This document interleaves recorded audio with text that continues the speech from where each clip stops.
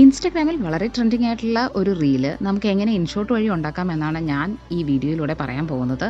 അപ്പോൾ channel subscribe ചെയ്യാത്തവർ എത്രയും പെട്ടെന്ന് സബ്സ്ക്രൈബ് ചെയ്യുക, ലൈക്ക് ചെയ്യുക, ബെല്ലൈക്കൺ അമർത്തുക.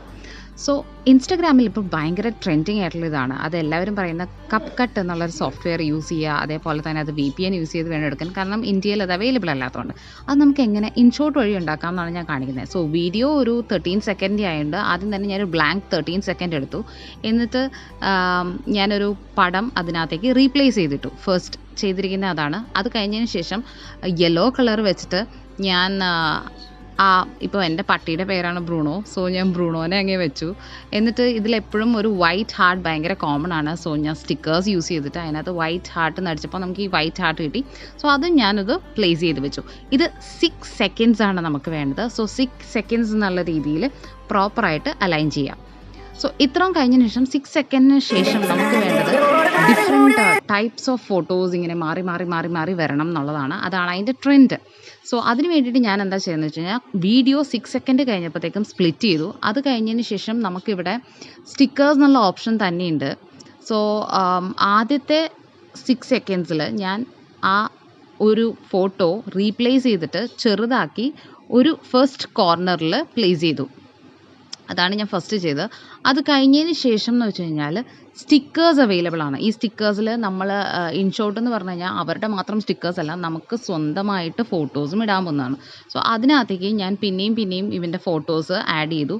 സോ ഫസ്റ്റ് ഞാൻ ഓരോ സെക്കൻഡ്സ് ഇടവിട്ടിട്ട് ഇവൻ്റെ 4 ഫോട്ടോസ് വെച്ച് ആ ഒരു ഫുൾ ഇത് ഫില്ല് ചെയ്യാണ് ഞാൻ ആദ്യം ചെയ്തത്.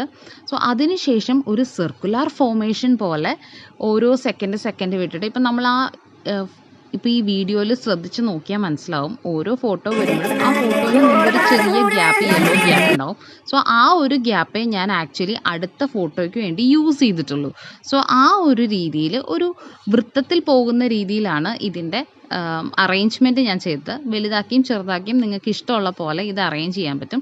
സോ ആ രീതിയിൽ ഞാൻ പെട്ടെന്ന് ഈ ഒരു ബാക്കിയുള്ള 13 സെക്കൻഡ്സിൻ്റെ വീഡിയോ ആണെന്നുണ്ടെങ്കിൽ ബാക്കി 7 സെക്കൻഡ്സ് ഞാൻ ഈ രീതിയിൽ ഫോട്ടോസ് അറേഞ്ച് ചെയ്തുകൊണ്ടിരുന്നേച്ചു.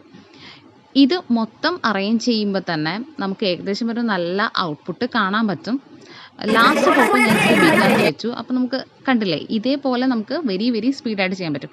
ഇനി ഇതിലൊരു അട്രാക്റ്റീവ് ഫോമാറ്റ് എന്താണെന്ന് വെച്ചാൽ ഒരു നോയ്സ് ആഡ് ചെയ്യുക എന്നുള്ളതാണ്.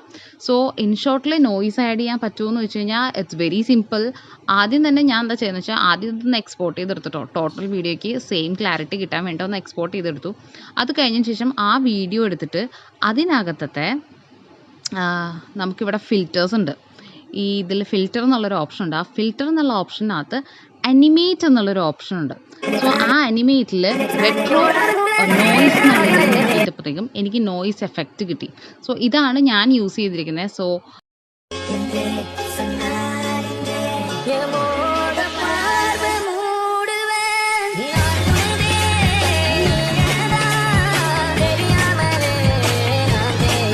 എല്ലാവരും കണ്ടു നോക്കുക, എല്ലാവരും ചെയ്തു നോക്കുക. Enjoy your thing without VPN. Inshot is too good.